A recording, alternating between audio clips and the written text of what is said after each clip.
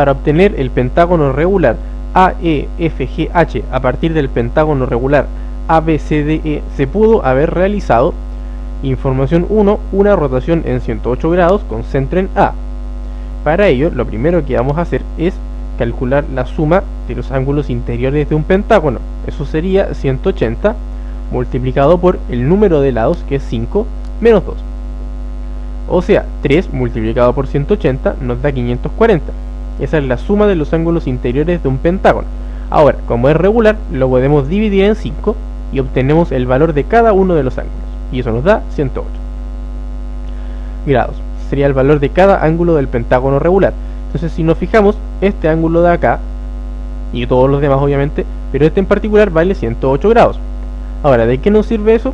Porque si tomamos el pentágono de abajo y lo rotamos en 108 grados en torno a, entonces este brazo que está aquí, que corresponde a uno de los lados del pentágono, va a rotar en torno a ese punto 108 grados. Entonces este brazo lo que va a hacer es una cosa más o menos así, y va a llegar a ser ese lado que está ahí, porque va a rotar justamente 108 grados. Entonces ese brazo rota 108 grados y se posiciona ahí, y lógicamente ese brazo arrastra toda la otra figura, todo lo demás, y también se va a trasladar y va a calzar precisamente con el pentágono de arriba. Entonces voy a tener un poco de imaginación para imaginarse este pentágono completo rotando, ¿cierto? Y tomando este brazo y calzándolo justamente acá. Entonces con la información 1 efectivamente se pudo haber hecho. Información 2, una reflexión con respecto al segmento AE. Entonces una reflexión es una simetría axial, y eso es con respecto a un eje de simetría, que en este caso es el segmento AE.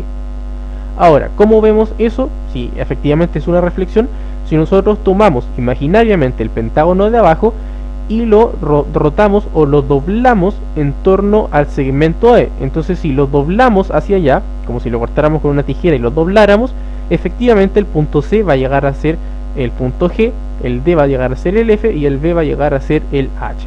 Entonces cuando lo doblamos calza perfectamente, y por eso efectivamente es una reflexión. Así que la información 1 sí nos sirve. La información 3 nos dice una traslación con el vector BA.